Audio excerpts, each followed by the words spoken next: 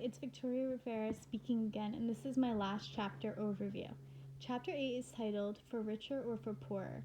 I also found this chapter interesting, and it made me aware of many historical events that had happened that I was really unaware of, as well as the true culture struggle Asian Americans face when they come to America.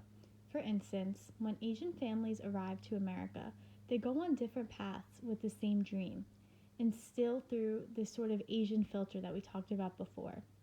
This quote in particular really stood out to me. Zia talks about the difference between her life and Bibi's life. She said that powerful forces of language, culture, class, and immigrant generation kept us distant. Yet something intangible, perhaps the threads of a shared history or wisps of an old dream of a place called America, still bound us together. This quote was found on page 198 of the novel.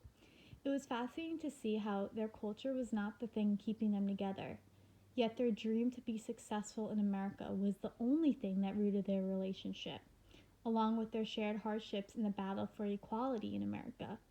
Then I started thinking, what does it mean to even be successful in America as an Asian American? And then Zia described the grim margins of American economy, found on page 197, and how so many Asian Americans had no other path than working in sweatshops like Bibi or as taxi drivers. Though this was not a part of their dream necessarily, they still valued living in America over their Asian countries. Then when Zia talks about the lives of taxi drivers, she brings up this really important strike that happened in New York City that I was unaware of. And I thought it was fascinating to see a group of people come together and work towards a common goal. The next point I want to talk about is the Immigration Act of 1965. Zia describes that the timing of this migration of highly skilled professionals coincided with the model minority myth, and this quote was found on page 205 of the novel.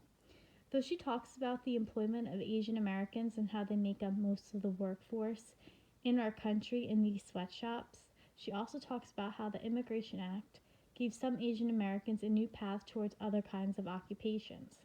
However, as we saw in the article from class titled Model Minority Myth Again Used as a Racial Wedge Between Asians and Blacks by Kat Chow, in America we have enforced this idea that professional and skilled Asians make up this subgroup of other Asian Americans who are law-abiding and overall productive citizens and or immigrants.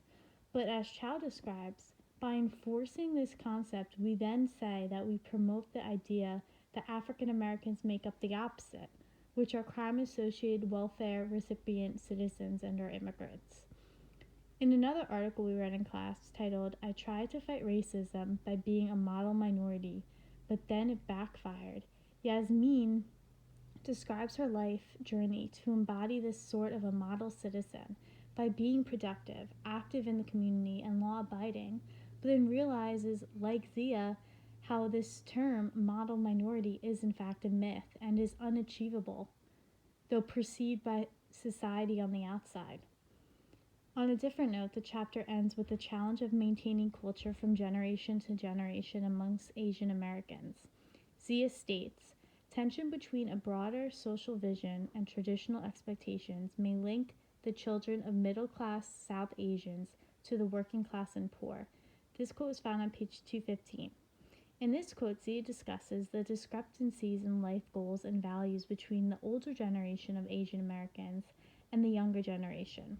For example, she goes on to say, young South Asian Americans are taking up the very community causes that their elders of the Indus entrepreneurs so audaciously avoid.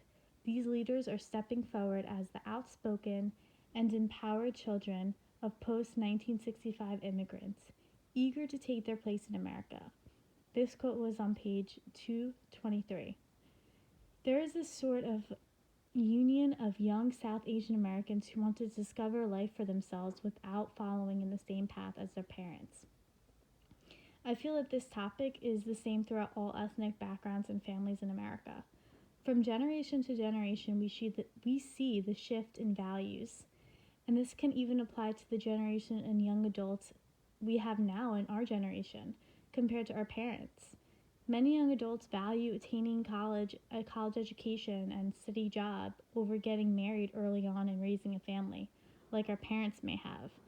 I feel that marriages happen later in life within our generation than they did in the previous generation. I just want to say overall that I truly enjoyed reading this novel so much because not only did it make me more aware of the Asian American experience, historical events, and different viewpoints, but Zia's novel also helped me to realize that all these events and viewpoints throughout history are still somewhat present today in society. And the only way out of some of this negativity is to be more aware, open minded, and accepting as individuals in this society. Thank you so much for listening.